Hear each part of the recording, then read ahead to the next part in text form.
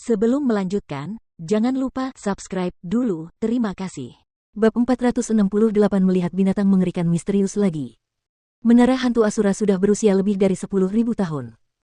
Legenda mengatakan bahwa ada banyak harta karun tersembunyi di dalamnya, tetapi hingga saat ini, belum ada seorang pun yang melihat seperti apa harta karun itu. Selain harta karun, bagi para spiritualis dunia, menara hantu Asura sendiri jelas merupakan harta karun langka karena di dalamnya terdapat tekanan roh yang mempunyai efek meningkatkan kekuatan roh seseorang. Dulu, alasan mengapa World Spirit Guild didirikan di tempat itu adalah karena mereka ingin menempati Asura Ghost Tower untuk diri mereka sendiri. Jadi, Asura Ghost Tower bisa dikatakan sebagai hal terpenting bagi World Spirit Guild. Bahkan saat ini, di masa perang, World Spirit Guild masih mengirim banyak ahli untuk menjaga tempat itu. Meskipun begitu, ketika Chu Feng tiba di sana dan meminta untuk masuk, para penjaga tidak menolak masuk. Lagi pula, mereka sudah tahu tentang Chu Feng yang menyelamatkan generasi muda World Spirit Guild mereka. Bagi mereka, saat ini, Chu Feng adalah orang yang sangat membantu World Spirit Guild. Mengapa mereka menolak permintaan sekecil itu dari orang seperti dia? Jadi, Chu Feng dan Ziling sama-sama memasuki menara hantu Asura. Dengan bakat Ziling, tentu saja, tidak sulit untuk melangkah ke tingkat ke-6 yang legendaris. Bahkan bisa dikatakan sangat mudah. Namun, setelah Chu Feng membuka pintu masuk ke lantai 7, Ziling menabrak penghalang tak terlihat. Apapun yang terjadi, dia tidak dapat melewatinya, tetapi penghalang itu tidak dapat dideteksi oleh Chu Feng. Chu Feng, penghalang tak terlihat tingkat ke-7 ini sangat kuat. Kecuali aku memiliki metode dekripsi khusus, aku tidak bisa masuk. Masuklah sendiri, tetapi kamu harus berhati-hati. Ziling berdiri di lantai 6 sambil menatap Chu Feng di lantai 7. Dia tersenyum manis, tetapi di dalam matanya yang cantik, ada sedikit kekhawatiran. Dia sudah mendengar Chu Feng mengatakan bahwa ada monster yang ditahan di sini. Monster itu sangat kuat, dan 100 tahun yang lalu, dia dengan mudah mengalahkan dua jenius, Jie dan Gu Tianchen. Kemungkinan besar dia adalah seorang spiritualis dunia jubah ungu, dan 100 tahun kemudian, kemungkinan besar dia bahkan lebih kuat.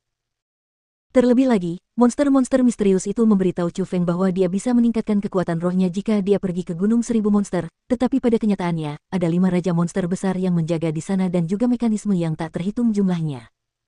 Itu menyebabkan Chu Feng hampir kehilangan nyawanya, jadi Ziling merasa bahwa monster-monster yang ditahan di sini tidak begitu dapat dipercaya. Jangan khawatir, aku punya rencana. Chu Feng tersenyum tipis, lalu berbalik dan berjalan ke tempat binatang buas itu di penjara. Tentu saja, Chu Feng juga tidak mempercayai binatang mengerikan misterius itu, tetapi alasan mengapa dia tetap datang menyelamatkan binatang mengerikan itu jelas karena dia telah membuat persiapan yang matang. Melewati koridor yang dibangun oleh formasi roh yang kuat, Chu Feng akhirnya mencapai ujungnya. Di tempat itu, ada kandang formasi roh, dan di dalam kandang itu, seekor binatang mengerikan bergigi tajam, bermata merah darah, dan bertelinga runcing di penjara. Monster itu terlihat agak lemah dan tidak memancarkan aura yang kuat, membuat orang merasa sangat lemah. Namun, Chu Feng tahu bahwa monster itu adalah makhluk yang sangat berbahaya, dan juga makhluk yang harus diselamatkannya. Haha, nak, akhirnya kau datang menemuiku. Haha, mengagumkan. Sudah 2 tahun berlalu, dan kau benar-benar telah menjadi spiritualis dunia jubah biru. Bagaimana kau bisa dekat dengan kapak hantu Asura itu? Apakah kelima murid kecilku baik-baik saja sekarang? Apakah orang-orang kecil di makam 1000 monster masih baik-baik saja? Monster itu tampak bersemangat seperti biasa. Setelah melihat Chu Feng, dia bahkan sangat gembira dan bertanya ini dan itu tanpa henti. Meskipun ada beberapa hubungan dalam diriku menjadi spiritualis dunia jubah biru karenamu, pada kenyataannya, aku masih mengandalkan diriku sendiri. Awalnya, kau jelas-jelas mengatakan padaku bahwa aku bisa menemukan alat untuk meningkatkan kekuatan rohku jika aku mengikuti peta yang kau berikan padaku, tetapi kau tidak pernah mengatakan bahwa makam 1000 monster adalah tempat yang berbahaya. Apakah kau tahu bahwa aku hampir mati karena kecerobohan? Wajah Chu Feng sedingin es saat ia menginterogasi dengan wajah penuh amarah. Hehe, bukankah hidupmu baik-baik saja sekarang? Kalau aku ceritakan semuanya, tidak akan ada artinya. Hanya situasi saat ini yang berarti. Setidaknya itu berarti aku tidak salah. Cepatlah kemari. Aku akan mengajarimu cara meletakkan formasi roh ini. Selama formasi ini sesuai dari dalam sini keluar sana, 10 hari kemudian, aku akan bisa meninggalkan tempat ini. Monster itu menyeringai tanpa sedikit pun rasa malu. Sebaliknya, ia merasa bahwa tindakannya sangat benar. Kau ingin aku membantumu? Aku bisa, tapi aku tidak percaya padamu saat ini. Jadi, jika kau ingin aku membantumu di sana, kau harus mendengarkanku. Kata Chu Feng. Oh, wah, kau ingin aku mendengarkanmu. Hehe, tentu. Selama aku bisa keluar dari sini, apapun bisa kulakukan. Bagaimana aku bisa mendengarkanmu? Monster itu tidak menolak. Sebaliknya, ia terkekeh dan bertanya lagi, seolah-olah selama ia dibiarkan keluar, apapun akan baik-baik saja. Asteris Ham Chu Feng tidak menanggapi. Dia meletakkan tangannya, mengerahkan tekadnya, dan setelah gerbang roh dunia muncul, Egi berjalan keluar dari gerbang. Ini adalah roh dunia dari dunia roh Asura. Setelah melihat Egi, pupil monster mengerikan itu mengecil dan sedikit keterkejutan muncul di wajahnya, lalu dia berkata, "Wah, nak, kamu cukup mengesankan. Kamu mampu membuat kontrak dengan roh dunia dari dunia roh Asura. Tidak heran kamu bisa dengan mudah memasuki tempat ini. Mengesankan. Mengesankan. Hei, monster kecil, kau ingin meninggalkan tempat ini, kan? Jika kau ingin pergi, lakukan saja apa yang kukatakan. Letakkan formasi pengiriman." Saat dia berbicara, Egi mengetuk jarinya dengan ringan, lalu beberapa gas muncul di depannya, menggambar metode untuk meletakkan formasi pengiriman. Pada saat yang sama, Chu Feng mulai memasang formasi pengiriman.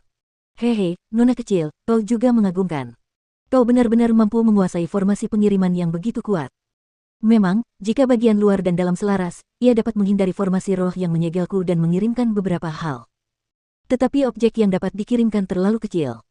Dari luar, tentu saja, Anda dapat mengirimkan beberapa hal untuk saya makan, tetapi jika Anda ingin mengirim saya keluar, itu hampir mustahil." Monster itu tidak mengikuti kata-kata Egi dan meletakkan formasi pengiriman.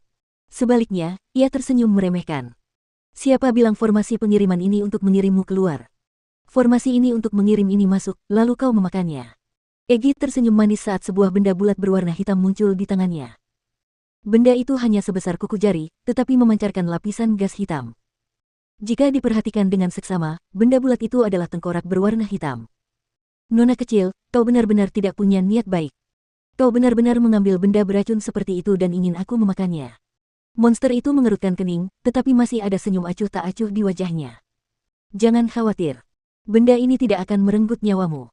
Benda ini hanya untuk membatasi pikiranmu. Jika kamu menghadapi Chu Feng dengan niat jahat, benda ini akan menyiksamu. Namun, jika kamu tidak memiliki pikiran jahat saat menghadapinya, benda ini tidak akan memengaruhimu," kata Egi. "Hehe. Nona kecil, nak, kalian berdua tidak merasa bahwa aku bisa dipercaya. Aku mengerti itu. Aku juga mengerti mengapa kalian berdua ingin memberiku makanan seperti itu. Tetapi atas dasar apa aku harus percaya padamu? Kau bilang ini bukan sesuatu yang beracun, tetapi bagaimana jika memang beracun? Lagi pula, aku baik-baik saja, jadi mengapa aku harus memakan sesuatu seperti itu? Bagaimana jika itu sesuatu yang membatasi pikiranku? Bagaimana jika itu membuatmu mengendalikanku, dan memaksaku melakukan hal-hal yang tidak ingin kulakukan?" Monster itu mengerutkan mulutnya dan berkata, "Kau tidak punya pilihan.